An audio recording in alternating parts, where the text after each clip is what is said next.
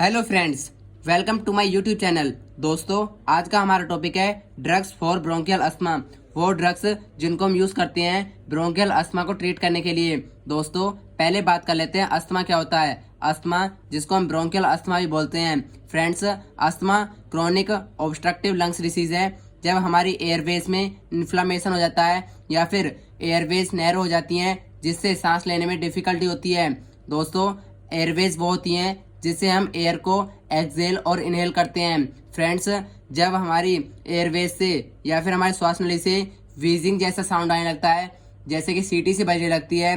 Dyspnoea, जिसको हम shortness of breath या फिर सांस लेने में डिफिकल्टी होती है। कफ आने लगता है और चेस्ट टाइटनेस होने लगती है। अब इसकी एक क्लियर डेफिनेशन देख लेते हैं अस्थमा की।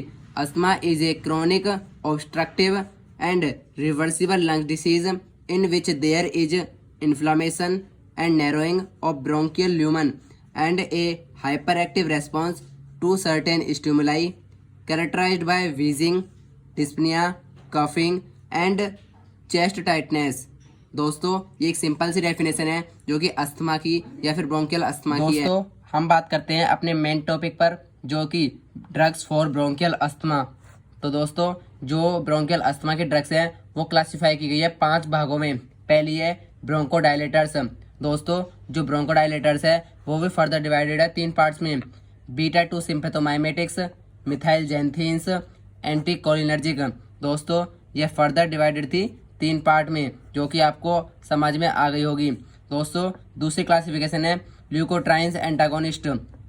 दोस्तों, तीसरी क्लासिफिकेशन है कोर्टिकोस्टेरॉइड्स, जो कि हम रेस्पिरेटरी ट्रैक इन्फेक्शन में स्टेरॉइड्स बहुत ज़्यादा देते हैं, जिससे जल्दी इफेक्ट्स देखने को मिलता है। कोर्टिकोस्टेरॉइड्स, जो कि फर्दर डिवाइडेड है 2 पार्ट्स में, सिस्टेमिक और इनहेलेशनल। चौथी क्लासिफिकेशन के बारे में, जो कि है मस्ट सेल स्टेबलाइजर्स। 5वीं क्लासिफिकेशन है हमारी एंटी IgE एंटीबॉडी। दोस्तों, अब हम इनके अंदर जो ड्रग्स आती हैं उनके बारे में बात करते हैं। पहली जो क्लासिफिकेशन थी हमारी वो थी ब्रोंकोडायलेटर्स। दोस्तों, ब्रोंकोडायलेटर्स, जब हमारी जो ब्रोंक्यूल्स होती हैं वो जब सिकुड़ जाती हैं या फिर नैरो जाती हैं, तब हम उनको डायलेट करने के लिए ब्रोंकोडायलेटर्स ड्रग्स देते हैं। जैसे कि हमारी ये फर्दर डिवाइडेड थी 3 पार्ट्स में, बीटा 2 सिम्पैथोमाइमेटिक्स, मिथाइल जेंथीन्स और एंटीकोलिनर्जिक। दोस्तों, अब इनके अंदर जो ड्रग्स आती हैं उनके बारे में बात करते हैं।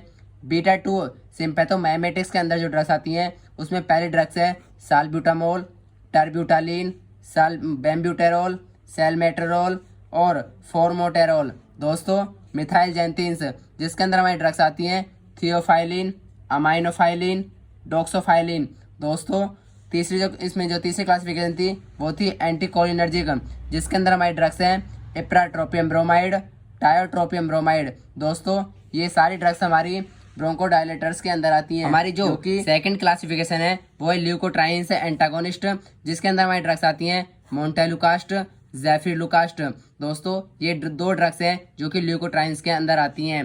दोस्तों, तीसरी क्लासिफिकेशन है कोर्टिकोस्टेरॉइड्स, जो कि फर्दर डिवाइडेड है 2 पार्ट्स में, सिस्टेमिक और इनहेलेशनल। दोस्तों, सिस्टेमिक के अंदर हमारी जो ड्रग्स आती हैं उसमें पहली ड्रग है हाइड्रोकोर्टिसोन, प्रेडनिसोलोन और अदर ग्लूकोकोर्टिकोइड्स। दोस्तों, इनहेलेशनल के अंदर हमारी जो ड्रग्स आती हैं वो हैं बेक्लोमेथासोन डिप्रोपायोनेट, ब्यूटेसोनाइड, फ्लूटिकासोन प्रोपायोनेट, फ्लूनिसोनाइड। दोस्तों, ये हमारी ड्रग्स आती हैं कोर्टिकोस्टेरॉइड्स के अंदर। दोस्तों, चौथी जो क्लासिफिकेशन है वो है मास्ट सेल स्टेबलाइजर्स, जिसके अंदर हमारी ड्रग आती हैं सोडियम क्रोमोग्लाइसेट, कीटोटिफन। दोस्तों, ये 2 ड्रग्स हैं जो कि मस्ट सेल स्टेबलाइजर्स के अंदर आती हैं। फ्रेंड्स, हमारी जो 5वीं क्लासिफिकेशन और लास्ट क्लासिफिकेशन है वो है एंटी IgE एंटीबॉडी। दोस्तों, इसके अंदर हमारी एक ड्रग आती है, उसका नाम है ओमालिजुमैब।